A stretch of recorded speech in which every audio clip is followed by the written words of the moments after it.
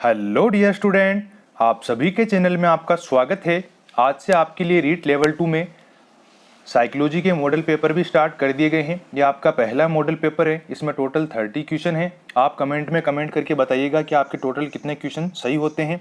हमेशा रीट में एक ना एक पार्ट हमेशा टफ रहता है। पिछले एग्जाम में साइकोलॉजी का पार्ट टफ था, तो शायद इस बार ईजी आ जाए। इसी क्रम में आपके लिए मॉडल पेपर लेके आया हूँ। तो बढ़ते हैं अपने पहले क्वेश्चन की ओर।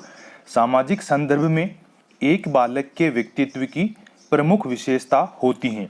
सामाजिक संदर्भ में एक बालक के व्यक्तित्व की प्रमुख विशेषता क्या होती हैं?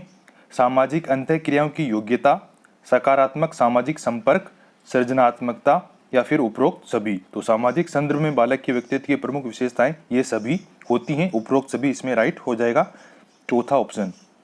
अगला क्वेश्चन आपके लिए आता है, प्रेरणा एक प्रक्रिया है जिसमें सीखने वाले की आंतरिक शक्तियां या आवश्यकताएं उसके वातावरण में विभिन्न लक्ष्यों की ओर निर्देशित होती हैं।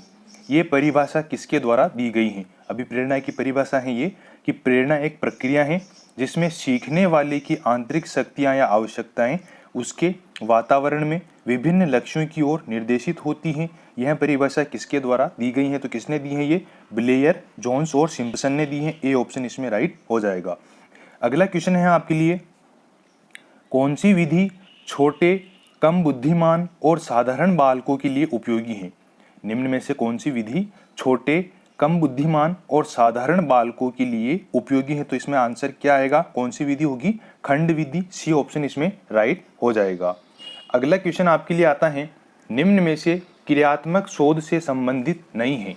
निम्न में से क्रियात्मक शोध से संबंधित नहीं है। क्रियात्मक शोध क्या होता है? तात्कालिक शोध होता है, क्योंकि जहाँ पर समस्या होती है वहाँ पर क्रियात्मक शोध किया जाता है। तो ये पूछ क्या रहा है? क्रियात्मक शोध से संबंधित नहीं है। तो इसमें कौन सा ऑप्शन राइट होगा? इसमें क्रियात्मक शोध से संबंधित है, ये रचनात्मक प्रतिक्रिया देता है, बिल्कुल सही है। जैसे उद्देश्य और प्रणाली में खुला परिवर्तन होना, यह व्यावहारिक समस्या के समाधान करने में सहायक है, ये भी बिल्कुल सही है। इसका त्वरित चिंताजनक समस्या के ऊपर केंद्रित होता है, यह बिल्कुल सही है। तो कौन सा इसमें गलत है? ये तीसरा ऑप्शन इसमें गलत हो जाएगा। क्रियात्मक शोध सिद्धांत निर्माण में सहायता करता है। अगला क्वेश्चन आपके लिए आता है, बालक के श्रम के प्रति रुचि और लगाव किसके प्रभाव से उत्पन्न होता है? बालक के श्रम के प्रति रुचि और लगाव किसके प्रभाव से उत्पन्न होता है? बताएंगे आप। किसके प्रभाव से उत्पन्न होता है? वातावरण के प्रभाव से। सी ऑप्शन इसमें राइट हो जाएगा। वातावरण के प्रभाव के कारण इसमें श्रम के प्रति रुचि और लगाव उत्पन्न होता है, क्योंकि बच्चों को जैसा वातावरण मिलता है बच्चा उसी के अनुसार कार्य करने लग जाता है। सहपाठियों के प्रभाव से भी बालक थोड़ी देर के लिए प्रेरित होता है, लेकिन अपनी रुचि और लगाव से नहीं हो पाता। तो सी ऑप्शन इसमें राइट हो जाएगा।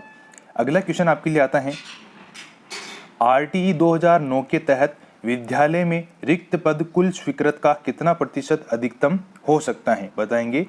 RTE 2009 के तहत विद्यालय में रिक्त पद कुल स्वीकृत का कितना प्रतिशत अधिकतम हो सकता है? तो इसका कौन सा आंसर आएगा? इसमें चौथा ऑप्शन इसमें राइट हो जाएगा, 10%। RTE 2009 जो एक्ट था वो 1 अप्रैल 2010 को लागू किया गया था। इसमें निःशुल्क और अनिवार्य शिक्षा को मूल अधिकार के रूप में आर्टिकल 21 से जोड़ा गया था, जिसमें 6 से 14 वर्ष तक के बालकों को रखा गया है। और प्राइवेट स्कूलों में 25% सीटें जो है निर्धन विद्यार्थियों के लिए आरक्षित होती हैं, लेकिन विद्यालय में अगर रिक्त पद हैं तो 10% अधिक इसे किया जा सकता है। 25% से 35% इसे आगे बढ़ाया जा सकता है। तो चौथा ऑप्शन इसमें राइट हो जाएगा। अगला क्वेश्चन आपके लिए आता है, वर्तमान समय में सबसे उपयोगी और महत्वपूर्ण श्रव्य दृश्य सामग्री कौन सी है? वर्तमान समय में सबसे उपयोगी और महत्वपूर्ण श्रव्य दृश्य सामग्री कौन सी है? आप सभी को पता होना चाहिए, आप सभी को पता है। चौथा ऑप्शन इसमें राइट हो जाएगा, टेलीविजन। अगला क्वेश्चन आपके लिए आता है, हम अपने हाथ में आम लिए जा रहे हैं, कहीं से एक भूखे बंदर की उस पर निगाह पड़ी और वह हमारे हाथ से आम छीन लेता है। यह क्या प्रक्रिया है? बताएंगे। हम अपने हाथ में आम लेकर जा रहे हैं, कहीं से एक भूखे बंदर की उस पर निगाह पड़ी और वह हमारे हाथ से आम छीन लेता है। तो इसमें कौन सा ऑप्शन राइट हो जाएगा? यह एक स्वाभाविक प्रतिक्रिया है, बिल्कुल सही। और यह एक सीखी हुई प्रतिक्रिया नहीं है, बिल्कुल सही। तो 1 और 2 दोनों सही हो जाएंगे इसमें। अगला क्वेश्चन आपके लिए आता है, निम्नलिखित कथनों का अध्ययन कीजिए। बाल्यावस्था में बालक की रुचियों में विभिन्नता और परिवर्तनशीलता होती है। बालकों के संवेगों का दमन नहीं किया जाना चाहिए। तो इसमें कौन कौन से कथन सही हैं? बताएंगे। बाल्यावस्था में बालक की रुचियों में विभिन्नता और परिवर्तनशीलता होती है, बिल्कुल सही है। और बालक के संवेगों का दमन नहीं किया जाना चाहिए, ये भी सही है। तो दोनों ऑप्शन सही है, 1 और 2 दोनों राइट हो जाएंगे। अगला क्वेश्चन आपके लिए आता है, शिक्षा के क्षेत्र में मनोविज्ञान के सिद्धांत तथा उसकी उपलब्धियों को प्रयोग में लाना शिक्षा मनोविज्ञान है, यह कथन है। शिक्षा के क्षेत्र में मनोविज्ञान के सिद्धांत तथा उसकी उपलब्धियों को प्रयोग में लाना ही शिक्षा मनोविज्ञान है, ये किसका कथन है, किसका कहना है? ये कहना है कोलेस्निक का। डी ऑप्शन इसमें राइट हो जाएगा। अगला क्वेश्चन आपके लिए आता है, व्यक्तिगत विभिन्नता का सम्मान करते वक्त एक शिक्षक से क्या आशा नहीं की जा सकती है? व्यक्तिगत विभिन्नता का सम्मान करते समय एक शिक्षक से क्या आशा नहीं की जा सकती? कौन सा ऑप्शन इसमें राइट होगा? बिल्कुल आप सही हो, बच्चों को स्वाध्याय के लिए छोड़ देना, सी ऑप्शन इसमें राइट हो जाएगा। अगला क्वेश्चन आपके लिए आता है, निम्न में से कौन सा कथन सही नहीं है? निम्न में से कौन सा कथन सही नहीं है? विकास एक जैविक प्रक्रिया है, विकास एक मात्रात्मक प्रक्रिया है, विकास एक लक्ष्य उन्मुख प्रक्रिया है, सीखना व्यवहार परिवर्तन की एक प्रक्रिया। तो कौन सा ऑप्शन इसमें सही नहीं है? विकास एक मात्रात्मक प्रक्रिया है, ये उसमें ऑप्शन इसमें गलत है। अगला क्वेश्चन आपके लिए आता है, व्यवहारवाद की स्थापना किसने की थी? व्यवहारवाद की स्थापना किसने की थी बताएंगे आप? बिल्कुल इजी क्वेश्चन है, पहला ऑप्शन इसमें राइट हो जाएगा, वाटसन द्वारा व्यवहारवाद की स्थापना की गई थी। अगला क्वेश्चन आपके लिए आता है, यदि किसी बच्चे की मानसिक आयु 5 वर्ष और कालानुक्रमिक आयु 4 वर्ष से अधिक है तो बच्चे का IQ क्या होगा बताएंगे? यदि किसी बच्चे की मानसिक आयु 5 वर्ष है और कालक्रमिक आयु 4 वर्ष से अधिक है तो बच्चे का IQ क्या होगा? आप सभी को पता है, बुद्धि लब्धि का सूत्र क्या होता है? मेंटल एबिलिटी और वास्तविक आयु बटे हुए वास्तविक आयु इंटू 100, तो 5/4 इंटू 100, तो किसमें आएगा? इसमें 125 आंसर आ जाएंगे। प्रखर बुद्धि 125 इसमें IQ लेवल हो जाएगा। अगला क्वेश्चन आपके लिए आता है, निम्न में से कौन से स्वलीनता के लक्षण हैं? निम्न में से कौन से स्वलीनता के लक्षण है? तो कौन सा ऑप्शन इसमें राइट हो जाएगा? स्वलीनता को स्वप्राणिता भी कहते हैं, तो इसमें कौन सा ऑप्शन राइट होगा? कमजोर सामाजिक व्यवहार, कमजोर संप्रेषण, रूढ़िबद्ध व्यवहार। तो इसमें उपरोक्त सभी ऑप्शन इसमें राइट हो जाएगा, डी ऑप्शन इसमें राइट हो जाएगा। अगला क्वेश्चन आपके लिए आता है, शिक्षकों को छात्रों को स्पष्ट और रोचक तरीके से जानकारी प्रस्तुत करनी चाहिए और इस नई जानकारी को छात्रों से संबंधित करना चाहिए। शिक्षकों को छात्रों को स्पष्ट और रोचक तरीके से जानकारी प्रस्तुत करनी चाहिए और नई जानकारी को छात्रों से संबंधित करना चाहिए। ये ऑप्शन पता नहीं, पहले से पता है, जानने के लिए तैयार नहीं है। तो इसमें कौन सा ऑप्शन राइट होगा? पहले से पता है। एक शिक्षक को पहले से पता है इसके बारे में, क्योंकि छात्रों को स्पष्ट और रोचक तरीके से जानकारी प्रस्तुत करता है शिक्षक, क्योंकि उसको पता होता है कि शिक्षक को कक्षा में किस प्रकार पढ़ाना है और किस प्रकार नहीं, और छात्रों को नई जानकारी देनी है वह उसे शिक्षक को पता रहती है। तो बी ऑप्शन इसमें राइट हो जाएगा, पहले से पता है। अगला क्वेश्चन आपके लिए आता है, किशोरावस्था की विशेषता को सर्वोत्तम रूप से व्यक्त करने वाला एक शब्द है। किशोरावस्था की विशेषताओं को सर्वोत्तम रूप से व्यक्त करने वाला एक शब्द कौन सा है बताएंगे आप? कौन सा है? वो है परिवर्तन, सी ऑप्शन इसमें राइट हो जाएगा। अगला क्वेश्चन आपके लिए आता है, वाइगोत्स्की के सामाजिक सांस्कृतिक सिद्धांत का प्रमुख बिंदु क्या है? वाइगोत्स्की के सामाजिक सांस्कृतिक सिद्धांत का प्रमुख बिंदु क्या है? ZPD, अधिगम स्तर में भिन्नता, संज्ञानात्मक विकास या उपरोक्त सभी। तो कौन सा ऑप्शन इसमें राइट हो जाएगा? उपरोक्त सभी इसमें राइट हो जाएगा। अगला क्वेश्चन आपके लिए आता है, एक अच्छे समायोजन का तात्पर्य क्या है? एक अच्छे समायोजन का तात्पर्य क्या है? शारीरिक स्वास्थ्य, मनोवैज्ञानिक स्वास्थ्य, कार्य प्रभावशीलता या फिर उपरोक्त सभी। तो बताएंगे कौन सा ऑप्शन इसमें राइट हो जाएगा आपके? उपरोक्त सभी, डी ऑप्शन इसमें राइट हो जाएगा। अगला क्वेश्चन आपके लिए आता है, विशिष्ट अथवा असाधारण बालक बालिकाओं के लिए अलग शिक्षा की व्यवस्था होनी चाहिए। कौन सी प्रकार की शिक्षा की व्यवस्था होनी चाहिए अलग? शारीरिक, शैक्षिक, संवेगात्मक या फिर उपरोक्त सभी। तो कौन सा ऑप्शन इसमें राइट हो जाएगा? डी ऑप्शन राइट हो जाएगा, उपरोक्त सभी प्रकार की शिक्षा की व्यवस्था इनके लिए अलग से होनी चाहिए। अगला क्वेश्चन आपके लिए आता है, सफल और प्रभावशाली अधिगम में सामाजिक समस्या केंद्रित उपागम और प्रक्रिया को किस तथ्य के माध्यम से स्पष्ट नहीं किया जा सकता है? सफल और प्रभावशाली अधिगम में सामाजिक समस्या केंद्रित उपागम और प्रक्रिया को किस तथ्य के माध्यम से स्पष्ट नहीं किया जा सकता है? तो बताएंगे कौन सा ऑप्शन इसमें राइट हो जाएगा?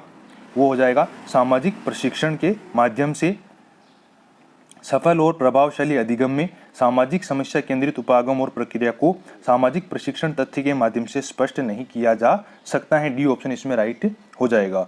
अगला क्वेश्चन आपके लिए आता है, सृजनात्मकता के पोषण और विकास की तकनीक है। सृजनात्मकता किसके पोषण और विकास की तकनीक है बताएंगे आप? समस्या प्रतिबद्धता, पाठ्य से आगामी क्रियाएं, भावी परिणाम की कल्पना या फिर उपरोक्त सभी। तो कौन सा ऑप्शन इसमें राइट हो जाएगा? डी ऑप्शन इसमें राइट हो जाएगा।